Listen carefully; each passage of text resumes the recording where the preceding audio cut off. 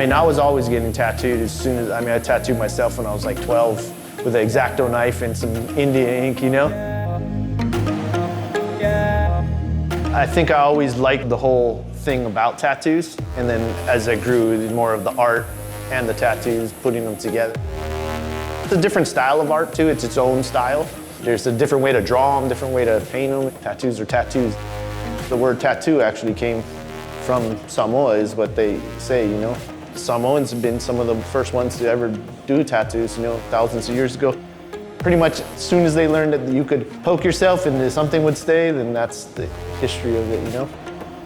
My machines, I make them the way I like it, and the way I like them to run, I make them to where I feel that they're quality machines. My name is Evan Ojaka, and I am a tattoo artist. I've been tattooing since 2006.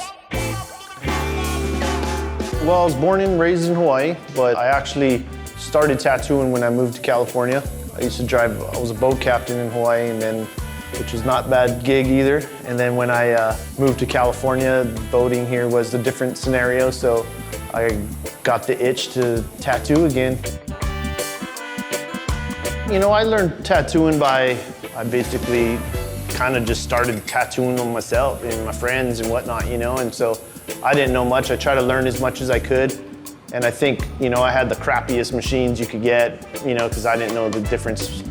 And they were so crappy, I always had to fix them and try to learn how to make them work better because they suck. It was from there on, it just, you know, I just was always tinkering with it, taking them apart, trying to make it run better so I could try to tattoo all right, you know?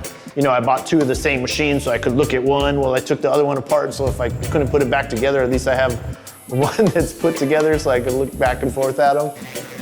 Nate was always kind of tinkering with his machines too, and so we, you know, had that mutual like, hey, what's up, man? Like, how you know, you doing this? And he said, hey, yeah, we'll get together, and we got together and just with like some old frame and like files and like started filing stuff, and then, you know, we'd buy frames that were already made and then, you know, tinker with those, and then we started winding our own coils, and then, you know, it just kind of progresses because then you're like, I don't want to buy someone else's, I want to make my own, you know.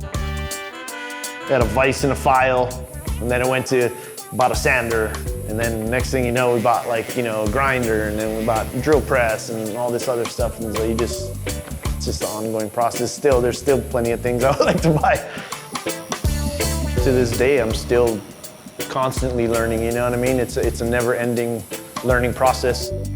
I say the first 5 years were just trial and error all the way, just learning how different skin works, how different people react. To be good at it, you really have to dedicate time, and if not, it will show in your work.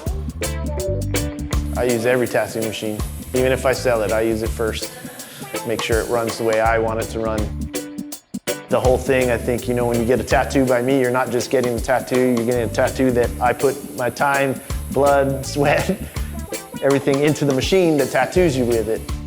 For me personally, I feel like it feels cool, you know, because I created not only the tattoo, but I created the machine that makes the tattoo.